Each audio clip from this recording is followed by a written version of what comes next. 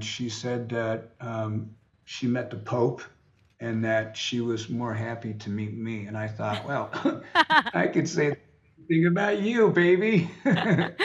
What do you remember from your last visit to our country, to Paraguay? Well, it's been so long, gosh, 2011, and things have changed so much. I don't know if things are that different from when we went down there before, but I had a great time with the fans because we played at this one building, and it was a very strange building. And it was like a big square building, and it was behind a bunch of chain link fences, so it almost seemed like it was a jail. And then it's easy for you to lose track of those type of buildings because they all look the same.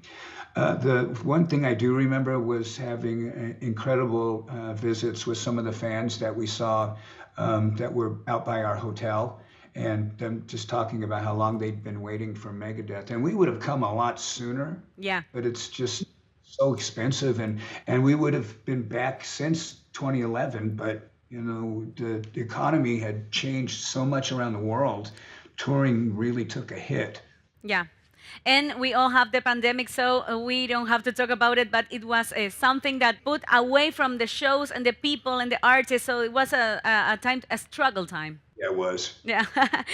Can I ask you about what do you remember? Because we have one great memory about Megadeth and about Paraguay, because one of the greatest moments in our history with music in Paraguay was when you came part of the recycled orchestra of Cateura. Do you remember that group of music, Paraguayan musical group that plays instruments made entirely out of garbage? What do you remember Yeah. about that? Well, that was David Ellison's original connection he made with those people. Once I saw what it was, I fell in love with the children there. I thought that the person who was involved in helping them make the instruments was an angel. I don't know what's happened, whenever you see stuff like that happen and other people get involved, it would have been very easy for people to have taken advantage of those kids. I remember meeting the one that was in the movie, and she said that she met the Pope and that she was more happy to meet me. And I thought, well, I could say the thing about you, baby. But that's true, that's important. That's a milestone in her life. Yeah, and I think we probably are just a little bit, we have things a little bit in common because, me being homeless in America is totally different than living next to a dump. But, I know what it's like to try and survive every day and Yeah. not let the bastards get you down. Can I ask you about something that's very, very important for your fans here in Latin America, about the Aguante Megadeth, something that was born in the 90s in Argentina and that goes with the crowds in Latin America. It goes out in the whole world. How do you feel about that, coming to Latin America and hearing that thing again and again is so powerful? Yes, it was quite a phenomenon.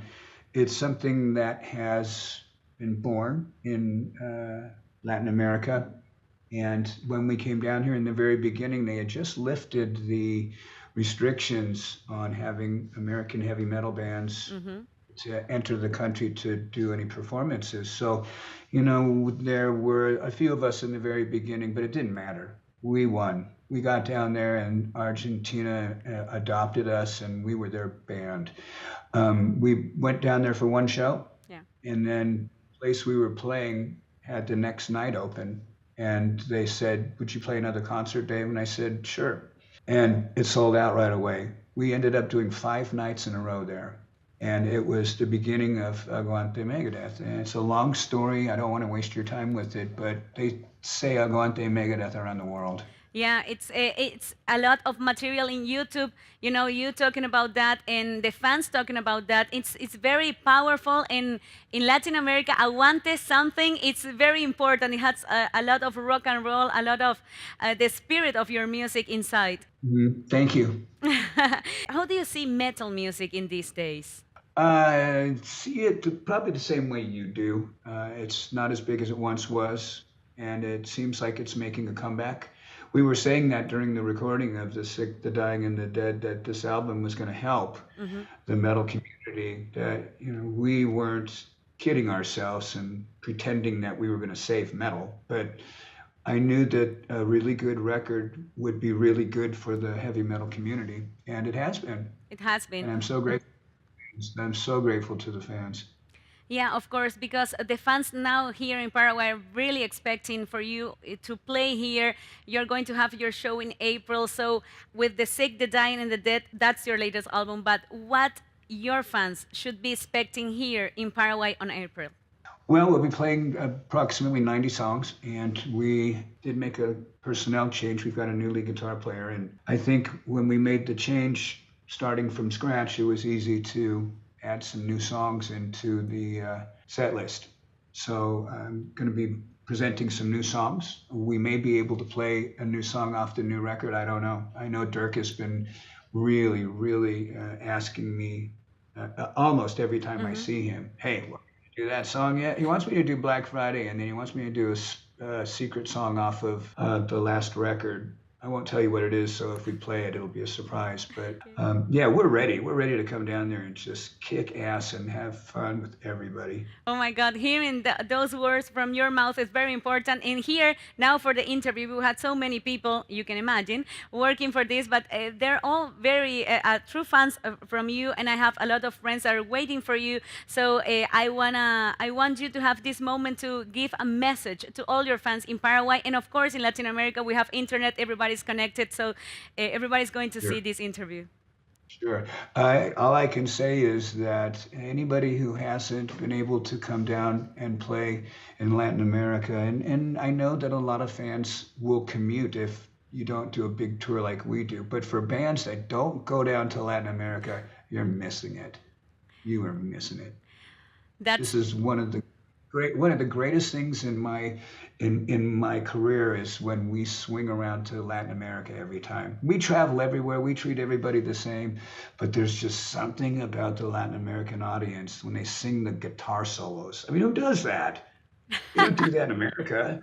You do that in Europe. I mean, they might, but not like South America. That's we're gonna be doing a lot of recording of what we're doing leading up to this show.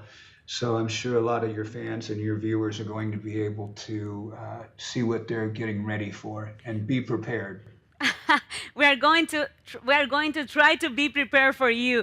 The thing is, if we are talking about maybe a documentary, maybe a streaming kind of a project with Megadeth. I cannot neither confirm nor deny those accusations. I will stay with that answer. Dave Mustaine, thank you so much. We are waiting here for you in Paraguay. I'm so happy, and this was one of the privilege of my life. Thank you so much. Oh, thank you. Thank you so much. Bye bye. Bye.